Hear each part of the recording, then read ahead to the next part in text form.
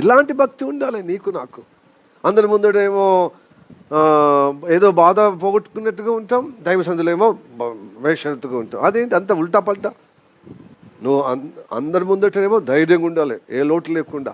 నువ్వు గంజలీలు తాగినా, నువ్వు పచ్చడి మెతుకులతో తిన్నా గంభీరంగా ఉండాలి, బిర్యానీతో తిన్నట్టు. నువ్వు తొనకద్దు. ఎందుకు? మన యొక్క బాధలు, మన లోటుపాట్లు చెప్తే ఏమైనా తీర్చేటోళ్ళా అచ్చటోళ్ళా? చెప్పండి. వస్తుందా? లేనిది రాదు, ఉంది పోదు. నీ సమస్య పోతుందా? ఉండదు, సమస్య పోదు.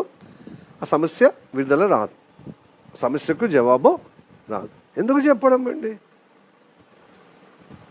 క్రైస్తవ జీవితం అంటేనే శ్రమ. ఎందుకంటే ఈ తాత్కాలికమైన శ్రమ, ఈ శ్రమను బట్టి నీకు విధేయత నేర్పిస్తున్నాడు. విధేయత వస్తుంది. ఈ శ్రమను బట్టి నీకు భయభక్తులు కలిగిన జీవితము దేవుని చేత అంగీకరింపబడుతుంది. ఈ శ్రమను బట్టి మహిమ పొందుకుంటున్నావు రానున్న కాలంలో, మహిమలో. అందుకొరకే దేవునితో, యేసుక్రీస్తుతో మహిమ పొందుకుంటే యేసుక్రీస్తుతో వారసుడు అవుతాం.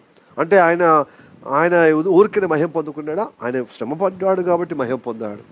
ఆ శ్రమలలో మహిమ పొందాడు కాబట్టి, ఆ శ్రమను బట్టి మహిమ పొందాడు కాబట్టి ఆయన వారసుడైన దేవునికి వారసుడు, దేవుని కుమారుడిగా. హల్లెలూయా చెప్పండి. మనం కూడా దేవుని పిల్లలుగా ఆయన వారసులుగా ఉండాలి. మన శ్రమను అనుభవంగా తీసుకోవాలి. 8వ వచనం చదువుదాం. ఆయన కుమారుడై ఉండి, చూడు ఆయన కుమారుడై ఉండి తాను పొందిన శ్రమల వల్ల విధేయతను నేర్చుకునేను. విధేయత శ్రమల గుండెను నేర్చుకుంటాం.